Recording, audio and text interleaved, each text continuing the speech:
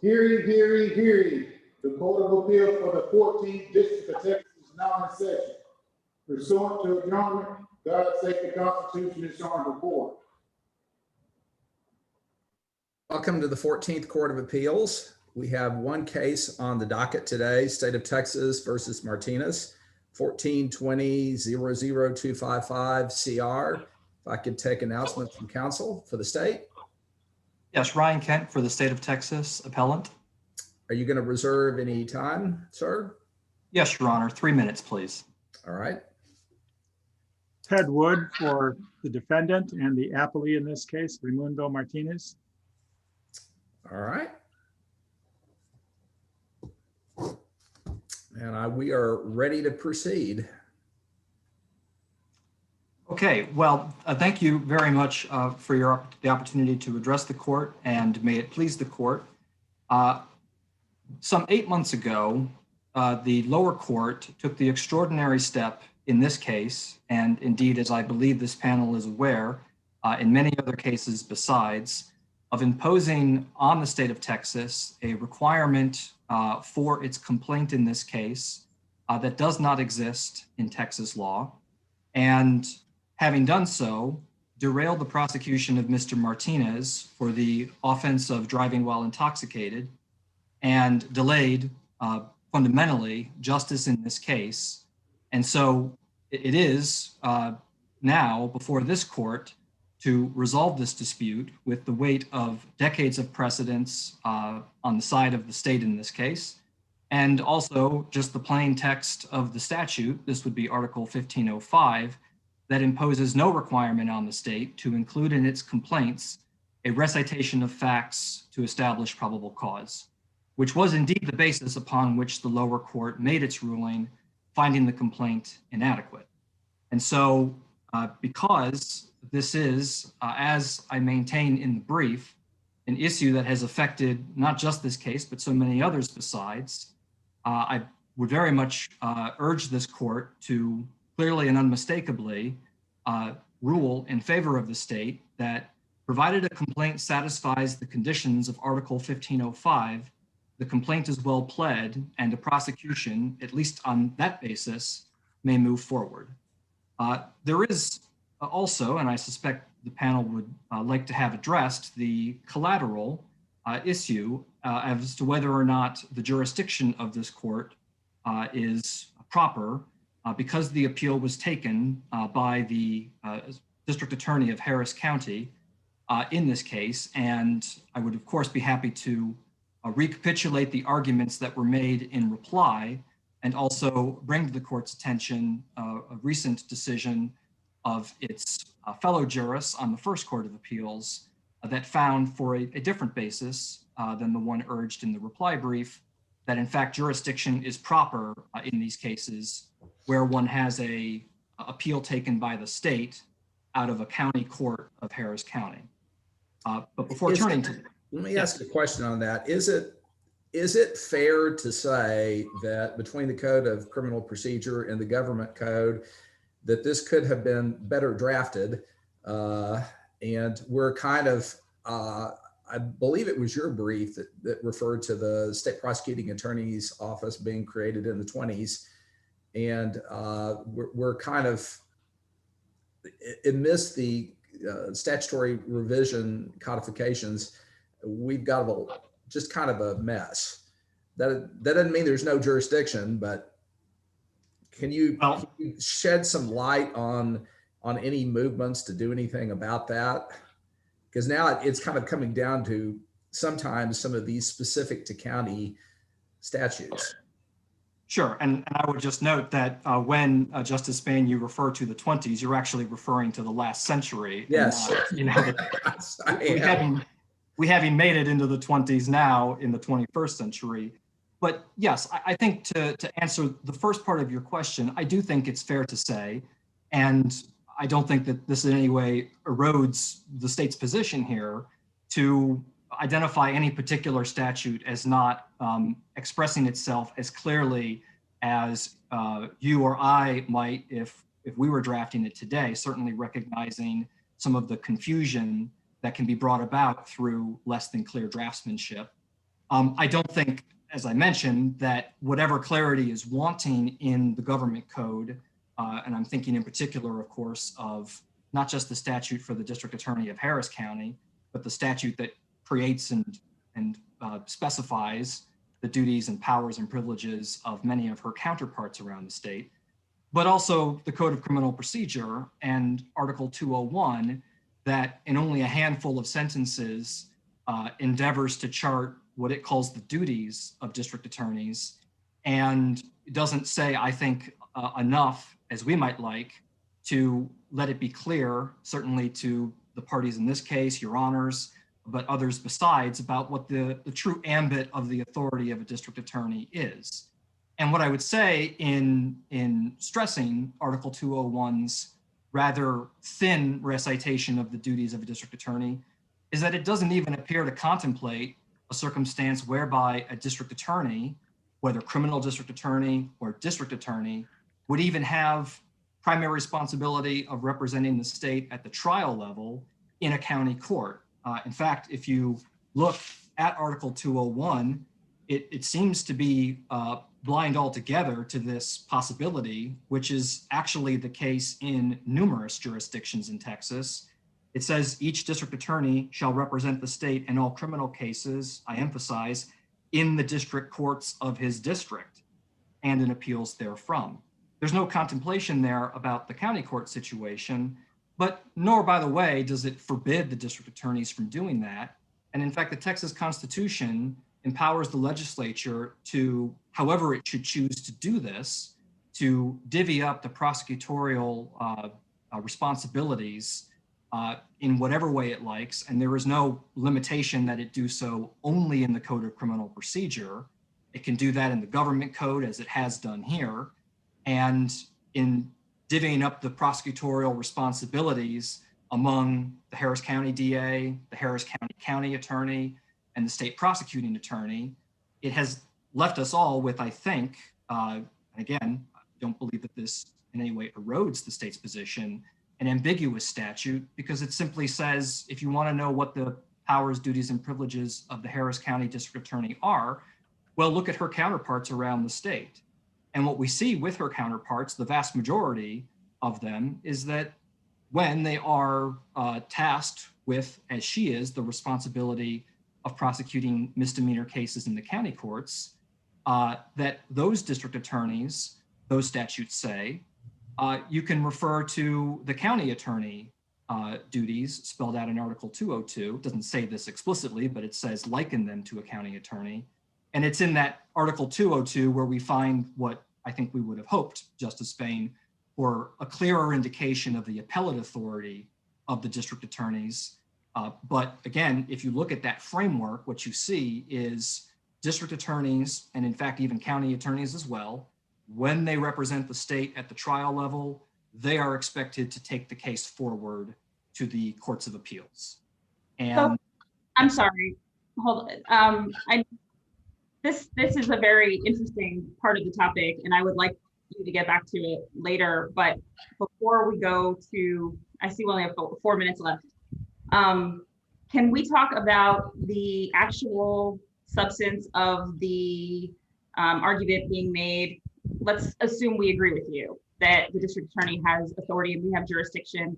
Can you explain your position on the language in Article 2.04 and why it is not contrary to 22, what is it, 17? Yes, I believe 2122. And yes, Justice Hassan, more than happy to address the Article 204 argument. And so that provision is one that is addressed to, if one goes by the title, and that's perfectly fair game, as you know, the statutory interpretation guide from the legislature, and also many courts besides have said, it's addressing the general duties of officers. So it's trying to chart for the reader what the responsibilities would be in this instance of the district or county, I'm reading from the statute here, Article 204, the district or county attorney who is receiving the complaint. And what it says is that those officers, district or county attorneys, and of course their assistants, it is on them to reduce the complaint to writing and to cause the same to be signed and sworn to by the complainant. And it shall be duly attested by said attorney. This is where the jurat comes from. And so when one looks at that word complainant, I think this might tie in with Justice Spain's question about draftsmanship and clarity, is one sees the word complainant, and at least if you're like me, you're used to seeing that word and thinking of what used to be referred to as victims in cases, the actual individual who is harmed in any case that one might imagine. But what we see in Holland v. State from the Court of Criminal Appeals, I believe it's 1981, but I'd have to check, is they unmistakably, it's in a footnote, but they unmistakably say about Article 2122, which is where the whole you can initiate a prosecution on the basis of an information supported by complaint proceeding comes from. They say there in Holland that, look, affidavit, complaint, they are the same thing. Affiant, complainant, they are the same thing. These things are interchangeable terms in the context of how a criminal proceeding initiated by information gets off the ground. So Holland tells us that at least when one's thinking about 2122 and the word affiant, in the same way that when one looks at 204, the same reasoning would apply. Surely the word does not refer to the actual, as I said, what we once referred to as victim, because not every case, including Mr. Martinez, has a complainant in the ordinary sense. It's a crime against society, driving while intoxicated. And so we don't look at that word and understand it as, for example, a trial prosecutor might. We look at it and we think, just as Holland advises us, well, this is going to be the individual who would have sworn out the complaint, that foundational document, and in that way got going the criminal prosecution of the defendant. And yes. What would be the remedy if a person who didn't have actual knowledge of a complaint signed a complaint and it was false? Because, I mean, malicious prosecution isn't really a cause of action that's available anymore. So what would be the remedy for an individual who was falsely accused under that kind of complaint? Well, I think that that's an interesting question. I first want to stress that the authorities are clear that one is not to inquire into the, and this I don't mean to dodge your question, Justice Hassan, but one is not, for the purposes of trying to assess the validity of a complaint, to go behind the knowledge of the complainant, of the affiant. And this much comes through in cases, the most immediate of which is Holland, that comes to mind and is cited in the brief. But what I think would happen there, just in the same way that if, for example, a peace officer were to misrepresent what he or she knows, intentionally so, and we see this in public corruption cases, not infrequently, is prosecution for perjury. That one is maintaining that something is true when in fact they do not believe that it is true, because that's really what one is swearing to when they swear out a complaint. But if in fact they do have good reason to believe, and they believe that they have good reason to believe, and they assert as much, then the complaint is permitted to move forward. And in this instance, we don't have any information in the record as to the identity of the complainant. It is, without being glib, beside the point, because the issue taken up before the trial court was whether the complaint was adequate for want of probable cause. But I think that when one looks at the cases, what one sees is that it's a different matter altogether, resolved in a different way altogether, what one does when a complaint may be maliciously advanced. But there's no reason to think that that was true here. And even if in the regrettable, though I think near zero chance circumstance that was the case, that wouldn't in any way scuttle the prosecution, because the authorities are clear that the complaint isn't to be assessed based on the actual knowledge of the affiant or the complainant. And so with that, I would ask this court to reverse the lower court's ruling, and would be happy to address further questions on rebuttal. Thank you. Okay, we'll hear from the appellant. And I will give you an extra 2 minutes since we went over. Thank you, Justice Spain, Justice Hassan, Justice Poissant. May it please the court. I'm going to first talk about jurisdiction, and anytime you want to cut me off on that topic and talk about the substance, just let me know. But the first question before any court always should be its own jurisdiction. And so I think this is no exception here.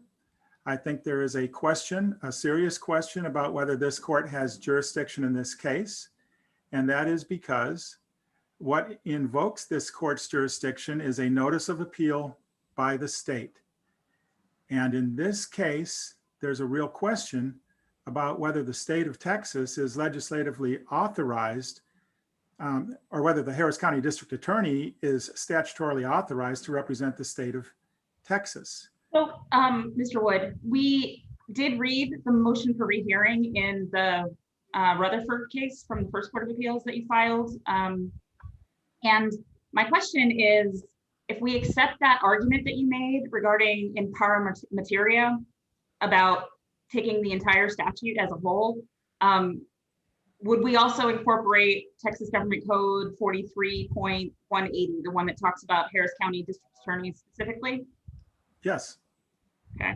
And so your argument, as I think I understand it, is that even if we were to believe that under Article 44.01, which is what the first court based their jurisdictional finding on, that the state has the ability to make an appeal, what does that look like? Is that just filing the notice of appeal? No, I think it would go beyond filing the notice of appeal. I think that if it was determined that the Harris County District Attorney had the power to make an appeal, that would be not only filing the notice of appeal, but filing the briefs, participating in oral argument, motions for rehearing, whatever should come up. What I think is striking is that the First Court of Appeals is suggesting that the authority for the Harris County District Attorney to represent the state of Texas is only in cases where the state is making the appeal, because that's where they find this. That's where the court finds it, is in 44.01, which is entitled Appeal by the State. And the First Court of Appeals opinion is very careful not to overstep that and to say just generally that the state has the authority, I'm sorry, that the Harris County District Attorney has the authority to represent the state. And we have a couple cases where that's been at issue before. One was the Limones case, where Justice Spain had a concurring opinion that basically set out the argument that the Harris County District Attorney didn't have the authority. It's not his words, but he kind of cut and pasted my argument. And then there's a case called Fambuena versus State, and Justice Poissant, you're on that panel, and that may come out soon. But in both those cases, the state, the Harris County District Attorney is not the appellant, they're the appellee. And there's nothing in that First Court of Appeals opinion that would give the Harris County District Attorney the authority to represent the state of Texas when the criminal defendant is the appellant. And of course, that's the situation in most cases. So I just find it very difficult to believe that the legislature, in this very backhanded way, intended to give the Harris County District Attorney authority to represent the state of Texas, but only when the state is the appellant. So the First Court of Appeals case did not mention the Texas Government Code section that I just referred to, the 43.180. So read together, though, when we talk about the Harris County District Attorney having the ability, the right to prosecute cases in all district and inferior courts, that read with 44.01 could then potentially could also confer jurisdiction for defending appeals on from this, that a defendant appellant had brought. What am I missing, I guess? Well, I don't see the link between the language in 43.180 and 44.01D. I'm looking at the text of 43.180, and the First Court of Appeals actually italicized this part in subsection B, which says the district attorney shall represent the state in criminal cases pending in the district and inferior courts of the county. That's all well and good, but it says nothing about representing the state on appeal. So I guess I don't see in 43.180, Justice Hassan, exactly what you're referring to as giving the state the authority to do appeals. So if the state has the authority to make an appeal through Yeah. 44.01, so I guess my question is this. So what's your position about who then has the ability to represent the state on appeals? I think if anyone has the ability and the authority to represent the state on appeal from a county court at law in this situation, then it would be the state prosecuting attorney. That's the only one left. The statutes don't clearly give that authority there. As you all know, the statutes talk about the state prosecuting attorney being able to assist and to step in. But what we're missing is any authority for the Harris County District Attorney to act on behalf of the state. So, Mr. Wood, what you're suggesting is that a 3-member office would be representing the state in all of these misdemeanor appeals? I am saying that that's the way the statutes play out. And since they do play out that way, it would behoove the state government to beef up the state prosecutor's office so that there are more people to do the work. It's not absurd to think that this is the case. After all, statutorily, the state prosecutor's office is mandated to represent the state of Texas in all cases before the Court of Criminal Appeals. And they only have 3 people to do that. Maybe they need more. I don't know. There's sort of a custom that's grown up for district attorneys around the state to participate in those cases before the Court of Criminal Appeals. But again, it's more of a custom and not so much mandated. And by the way, I don't think that there even has to be necessarily anybody that was designated to handle these appeals. And I'm telling you things you already know, Your Honors, but the appeal in the first place is not a constitutional right. It's wholly statutory. The legislature doesn't have to provide for appeals at all. And so if they did not provide for the district attorney in Harris County situation where the district attorney is handling misdemeanor prosecutions, that's a problem with the legislature and the way they drafted the law. And I firmly believe, and I'm sure you do too, that it's not the place of this court or any court of appeals to make up language that perhaps the legislature wanted to have in the statute or should have had in the statute. That's not your prerogative, I don't believe. I agree with you, except that it doesn't really say in the statute that even the state prosecuting attorney has the right to represent the state on appeals in intermediate courts, right? It does not explicitly say that, right? So then we are tasked with looking at the language of the statute that says in 2.01, right, that it shall be, this is kind of like the rule 1 of the Texas, the Civil Practice and Remedies Code, right? It shall be the primary duty of all prosecuting attorneys, including special prosecutors, not to convict, but see that justice is done. And so it's kind of a catch-all provision, but especially if there is no other provision in the law, in the statute that allows for the state to be represented on appeal, then how do we, so you're basically asking us to say that the state does not have the right to represent the state, no one has the right to represent the state on appeal, is essentially your argument? Not quite, Justice Hassan. I think that if there's any entity that can represent the state on an appeal, be it an appeal by the state or an appeal by the defendant, that would be the state prosecuting attorney. And the fact that However, they, you acknowledge that that's not what the statute says. So you're adding an interpretation in here, and at the same time, you're kind of making, you're kind of making a contrary argument to your initial argument. So please go ahead. Sorry to interrupt you. no, that's fine. I think that the statute that talks about the state prosecuting attorney is the only possible authority for any state actor to represent the state of Texas in an appeal from a Harris County court at law. I think that's the only one that there is.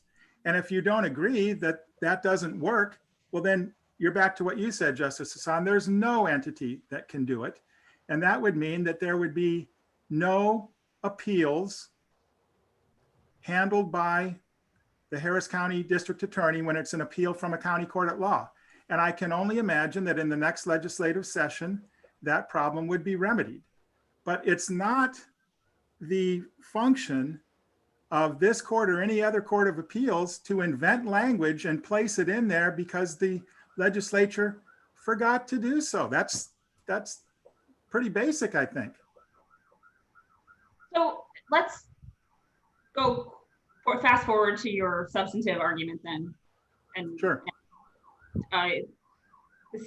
State counsel for the state talked about Holland case. How would you respond to his argument regarding the affiant and complainant being relatively the same for these purposes, for the 2.04 purpose? Well, Holland had nothing to do with 2.04. I don't believe that statute was even mentioned in the case. And that's also the problem with the cases that are mentioned by the first Court of Appeals. There are 3 cases that are relied on to shoot down the 2.04 argument. The only problem with those cases, none of them mention 2.04. So this is kind of neat. It's kind of a case of first impression, you might say, this argument. And this panel gets to deal with that. But 2.04 is fairly straightforward. And it talks about a complaint being made to a district or county attorney that an offense has been committed. In the typical situation, that's going to be a police officer. And it then finishes up by saying that the district attorney is going to reduce that complaint to writing, and it shall then be it shall then be signed and sworn to by the complainant. The complainant is that police officer out at the scene.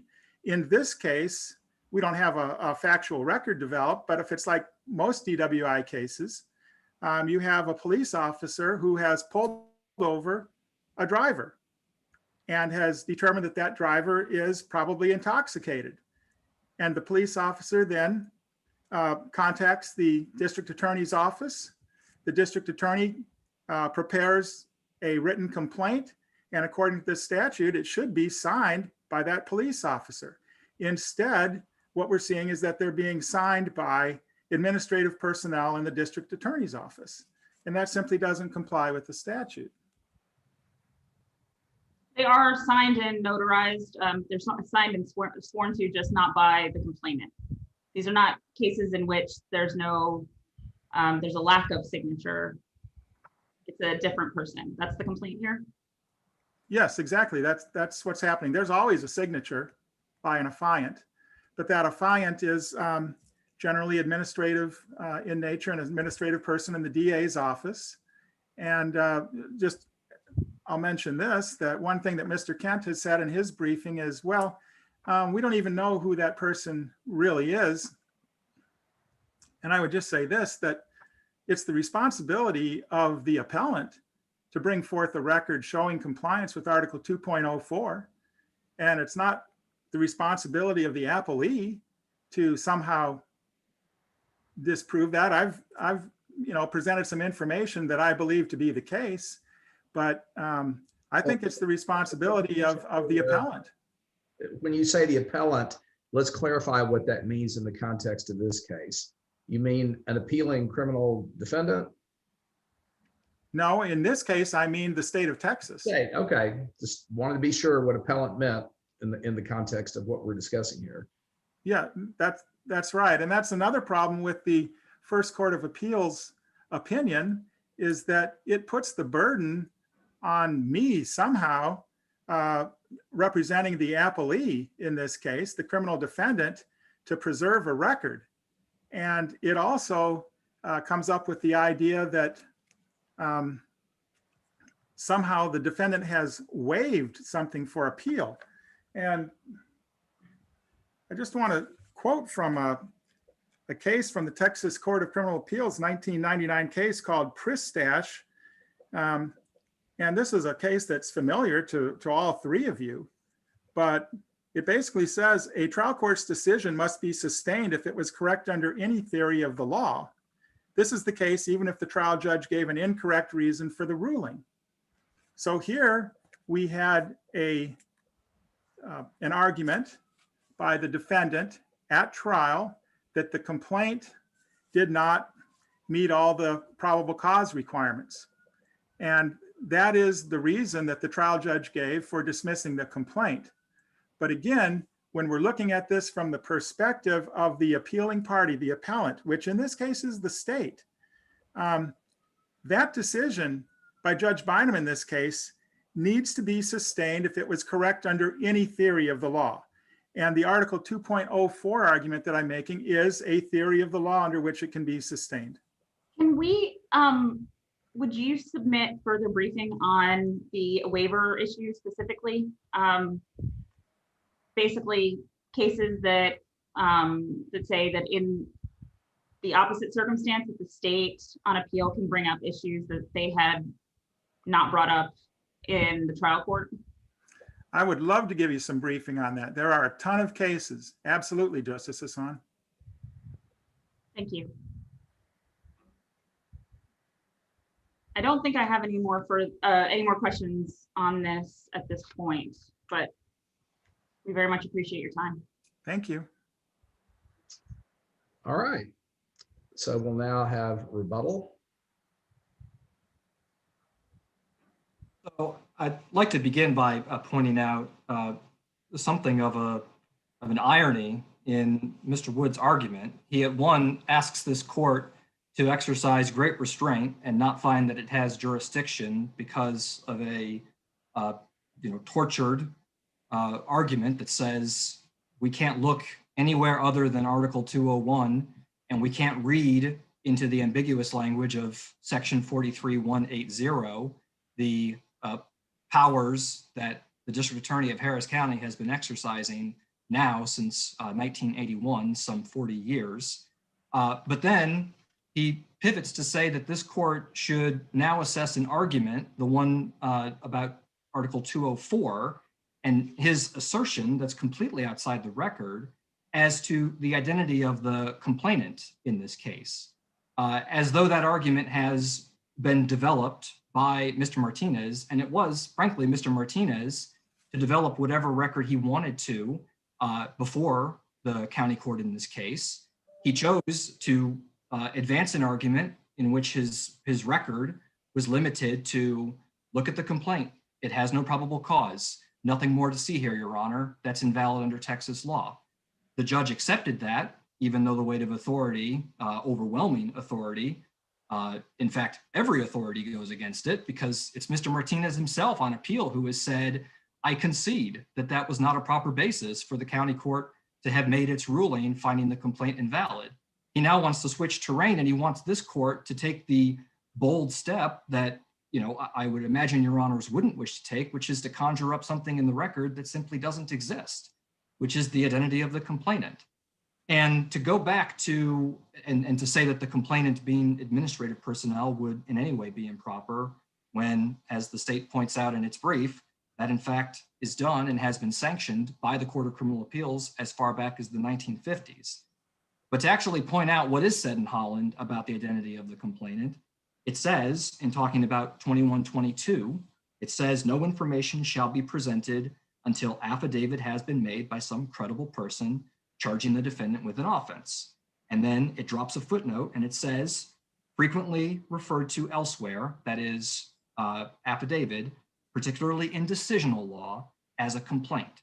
So it is very much Holland v. State that is telling this court and telling all of us that to understand Article 204 or any other context in which one's talking about this foundational charging instrument, you're talking about an affidavit stroke complaint or an affiant stroke affidavit. So One question. You mentioned that you thought that 43.180 of the government code is ambiguous. I say that I'm sorry, go ahead. In what way is it ambiguous?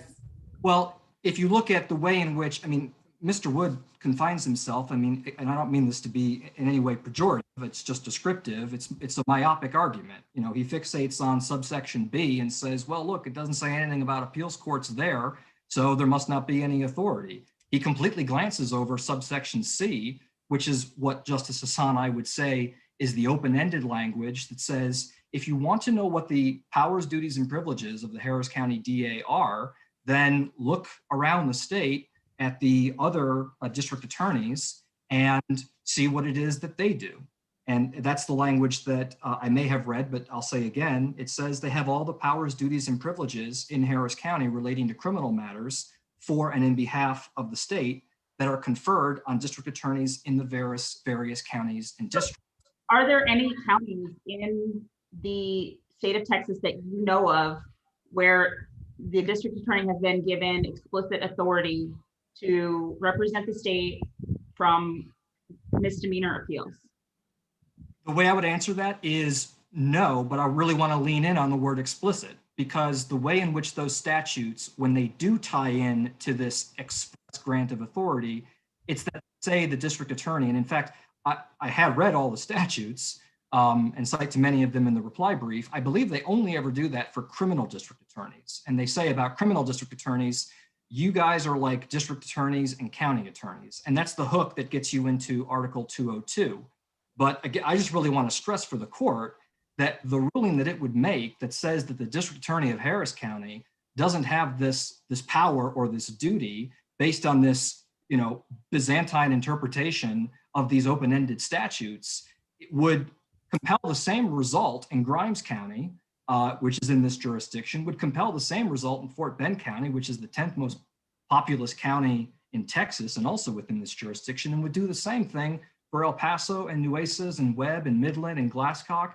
And it's this grab bag haphazard selection of counties that are implicated by this argument that is resting entirely on a let's put the blinders up and look to see whether there is any express grant of authority in language that we might all wish had been written, as opposed to what, again, if you look at what other district attorneys do, and if you look at the legislative history materials here, and if you look indeed at what in Santillana, the First Court of Appeals said regarding appeals taken by the state rather than those in which it's defending the conviction, that talks very plainly, those materials, Article 4401, about this authority being in the hands of the prosecutor who prosecuted the case before the trial court.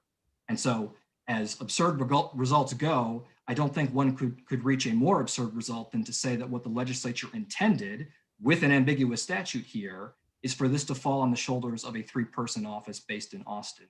And I also commended the court the quote that I added from the reply brief, in which it talks about, this is the National Center for State Courts, and I know I'm over time, but just to finish this thought, it talks about how the practical demands that would be put and the budgetary demands that would be put on the state prosecuting attorney to vest this authority writ large in it augurs in favor of the arrangement that by the last 40 or nearly 40 years of operation, we know the legislature intended when it had to expand the jurisdiction of the courts of appeals, and that was to give this to the local prosecutor, which it did do, and which we see confirmed in the legislation that passed in 1987 to give the state the prerogative to appeal certain orders. So with that, I would, unless there are further questions, urge this court to find jurisdiction to dispense with this very narrow argument of the appellee, very impoverished analysis of the statutes here, and in finding jurisdiction to say that the lower court's ruling was extrajudicial, did not comport with the requirements of statutory law, and that the complaint in this case was valid. Thank you. Mr. Kent, in your examination of these other jurisdictions, did you find jurisdictions where the state prosecuting attorney's office handled the appeals rather than a local district attorney? Absolutely not, Justice Poisson. There is no statutory provision in any of the authorizing statutes for the over 100 district attorney, criminal district attorney, county attorney, that in any way contemplates that it would be the SPA who, at the intermediate court of appeals level, would have the primary responsibility. And, you know, again, it's remarkable to say that, you know, well, we don't see words that we might have conjured up ex post in the annals of Texas law. So therefore, you know, this is a gap that the legislature created. It'll be on them in the year 2021 to fix. When, if you look at the statute that talks about the SPA, you know, it includes language that, by I think any reasonable interpretation, suggests that the SPA would only come in at the level of the intermediate court of appeals when the local prosecutor asked it. It said that they may intervene when the local prosecutor requests it. It doesn't say may intervene when the local prosecutor requests it, but of course, except in those cases in those 10 counties stretching from El Paso to Fort Bend and all the way down south to Nueces, where naturally SPA, by the, you know, strange Byzantine arrangement of our laws, you guys have the primary authority in Austin. So I think, again, and this is the language used to describe such an argument, this is absurd. And because it is absurd, because it would lead to a result that I don't think any person could credit as being the intention of the legislature, this court is empowered to and ought to look to the other materials, and the legislative history could not be clearer if Article 4401 and your honors colleagues on the First Court of Appeals regarding Article 4401 is not in and of itself convincing enough. So yes, thank you for your time. And again, would ask that the order of the lower court be reversed. Right. The case stands submitted and we are adjourned. Thank you, counsel.